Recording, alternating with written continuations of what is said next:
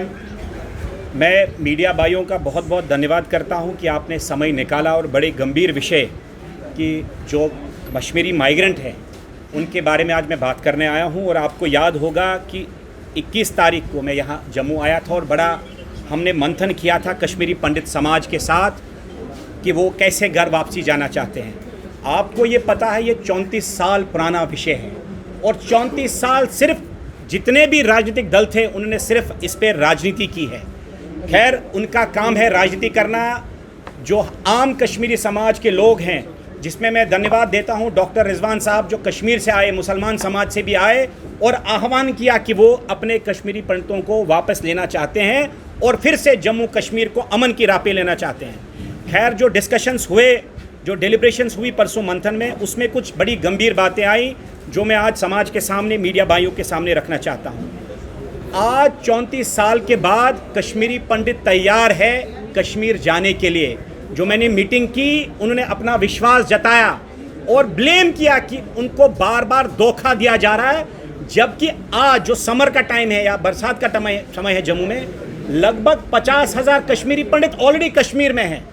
आप आधा जट्टी इस वक्त देखिए कश्मीर में है।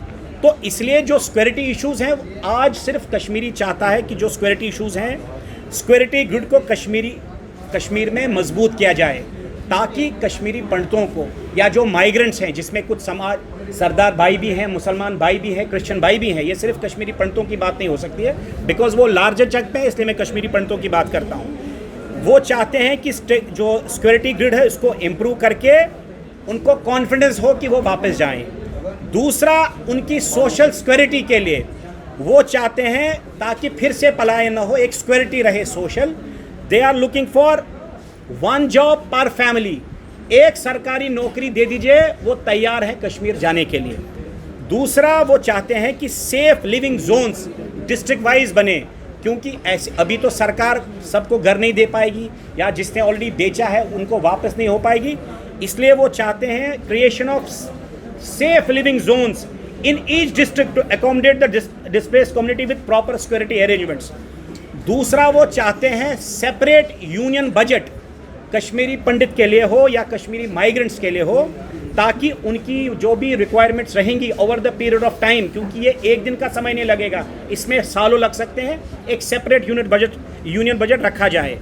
दूसरा, वो चाहते हैं कि माइनॉरिटी स्टेटस दिया जाए कश्मीरी कम्युनिटी को और सेपरेट माइनॉरिटी बोर्ड बनाया जाए, क्योंकि ये मुस्लिम डोमिनेटेड स्टेट है, इसलिए वो आर नेचुरली ए माइनॉरिटी, जिसमें आप भी माइनॉरिटी में है, डोगरे भी माइनॉरिटी में है, इसलिए वो डिमांड करते हैं सेपरेट माइनॉरिटी बोर्ड। दूसरा, वो चाहते हैं कि सरकार जो गवर्नमेंट ऑफ इंडिया है एक एम्पावर्ड कमिटी बनाए for return and permanent settlement.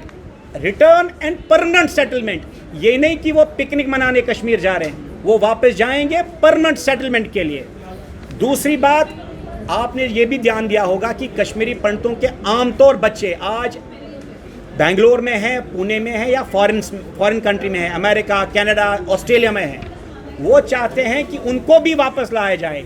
लेकिन जब आप कश्मीर में, जम्मू कश्मीर में आईटी हब्स जैसे TCS, विप्रो, बाकी बड़ी बड़ी कंपनीज हैं, उनको आईटी हब्स यहाँ खोलने दीजिए ताकि वो ग्रेजुअली अपने बच्चों को भी वापस ला पाएँ। आपने देखा होगा पिछले 34 साल ये धीरे धीरे कश्मीरी पंडितों के लिए एक रिटायरिंग होम बन रहा है, उनके बच्चे बाहर जा रहे हैं और कश्मीरी पंडित जो बुजुर्ग हैं सिर्फ यहाँ रखा है। इसलिए वो चाहते हैं सह परिवार कश्मीर जाना, बशर्ते कि आईटी हब्स को भी यहाँ बनाया जाए बड़े पैमाने पर। और जो ओवरेज यूथ हैं उनको सॉफ्ट लोन्स और सरकार में रिलैक्सेशन पॉलिसी बनाई जाए। दूसरा, जितनी भी सबसे इम्पोर्टेंट, जिस वक्त आपको याद होगा शेख मोहम्मद अब्दुल्ला ने एक पॉलिसी लाई थी, लैंड टू टिलर, एक एक्ट लाया था कि जो ज़मीन जोतता है ये उसी की ज़मीन है, जिसमें लाखों करोड़ों कनाल स्पेसिफिकली कश्मीरी पंडितों की और डोगरास की चली गई। इसलिए वो चाहते हैं इसी तर्ज पर वो एक और एक्ट लाएं कि जितनी भी सेल्स 1989 के बाद हुई हैं उनको नल एंड वाइड की जाए, वो चाहे कश्मीरी पंडित की हो और या माइग्रेंट की, जो रजिस्टर्ड माइग्रेंट रिलीफ कमीशन में है उसके लिए ये नल एंड वाइड डिक्लेयर किया जाए। दूसरा, पीएम पैकेज के एम्प्लॉइज जो रोज़ी के लिए कश्मीर चले गए, ठीक है, उनको थोड़ा सा सख्ती हुई, लेकिन आज वो कश्मीर में वापस लगभग 6000 मुलाजिम हैं। वो चाहते हैं सह परिवार पॉलिसी बनाई जाए, जो उनके बुजुर्ग हैं, माता पिता हैं, उनके रिश्तेदार हैं, वो उनको भी बसाने के लिए एक पॉलिसी चाहते हैं, जम्मू कश्मीर के लोग बनाएं। और दूसरा, for final solution execution of return and rehabilitation, it has been unanimously decided to formulate a Kashmiri Pandit action committee. अब कश्मीरी पंडित एक्शन कमेटी बनेगी। लीडरशिप बहुत हो गई, बहुत पार्टियां बनी बिगड़ी, लेकिन एक एक्शन कमेटी होगी। उस कश्मीरी पंडित एक्शन कमेटी का क्लियर एक मैंडेट है कि जो भी कश्मीरी पंडित कहीं भी विदेश में है, हिंदुस्तान में है या दुनिया के किसी भी कोने में है, he is automatically by default the member of that committee से। इसलिए ये सबके लिए है, जो नेता हैं, जो अभिनेता हैं या जो सोशल वर्कर हैं, सब उसके मेंबर ऑटोमेटिकली हैं। उसके बाद हमने प्रपोज किया है कि हम एक एग्जीक्यूटिव कमिटी बनाएगा, जो एग्जीक्यूट करेगा, जो हमने बातें कही हैं इसमें उनको एग्जीक्यूट अमल करेगा। उसमें जो समाज के प्रोमिनेंट, चाहे पुराने जजेस हों, रिटायर्ड जजेस हों, ब्यूरोक्रेट्स हों, पुलिस मैन हों, डॉक्टर्स, इंजीनियर्स, एकेडमिशियन हों, उनको भी इन्वॉल्व करके एक स्ट्रैटेजिक पॉलिसी बनेगी ताकि रिटर्न एंड रिहेबिलिटेशन परमानेंटली रहे। दूसरा, मैं मानता हूं जब ये सब विषय पे हम कंसेंसस बनाएंगे तो धीरे धीरे कश्मीरी पंडित को वापस जाना है, ये निश्चित है, क्योंकि 34 साल हो गया। आप देखेंगे आने वाले समय में एक बड़ी मूवमेंट बनेगी जिसमें कश्मीरी पंडित इन शर्तों के बाद फौरन वापस कश्मीर जाएगा। और मैं ये भी मानता हूं कि जम्मू की इकोनॉमी को धक्का लग सकता है। पहले मैं धन्यवाद देता हूं, आपको नमन करता हूं जम्मू के वासियों को, जिन्होंने 34 साल हमारा हर स्तर पर साथ दिया। अपने सोशल सर्कल में मदद की, बिजनेस सर्कल में मदद की, दफ्तरों में मदद की, हर क्षेत्र में। कहते हैं ना, क्या एक बड़ा अच्छा एक शेर बना है कि खंड मीठे लोग डोगरे, ये वाकई मीठे लोग हैं। इसलिए मैं उम्मीद करता हूं जाने से पहले, कश्मीर जाने से पहले यूनियन गवर्नमेंट को भी अपील करता हूं कि एक सेपरेट फाइनेंशियल यूनियन बजट बना जाए, not less than 3 lakh crore for Jammu, क्योंकि जब ग्रेजुअली जाएंगे तो इकोनॉमी यहाँ डिस्टेबलाइज होगी।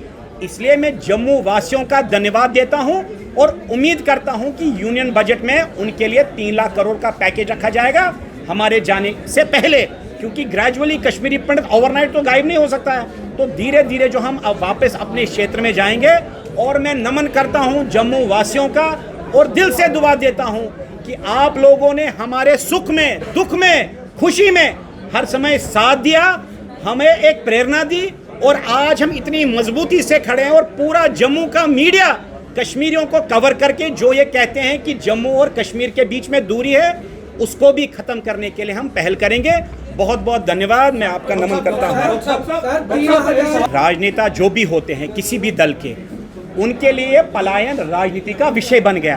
पहले आप ये समझिए पलायन हुआ क्यों, आप इस पॉइंट को समझिए। ये मसले क्रिएट किए जाते हैं अपनी राजनीति को जिंदा रखने के लिए।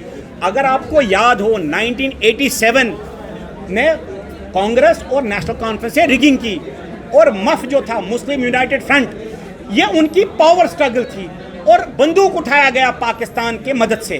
और बदकिस्मती हुई, अगर बंदूक उठाया, ये नेशनल कॉन्फ्रेंस और मफ की लड़ाई थी, लेकिन बदकिस्मती से माइनॉरिटीज को टारगेट किया गया और उनको पलायन करने पे मजबूर हुआ। इसका बेहतर सवाल आप नेशनल कॉन्फ्रेंस से और मफ और हुर्रियत के लीडर्स को कर सकते हैं कि इसको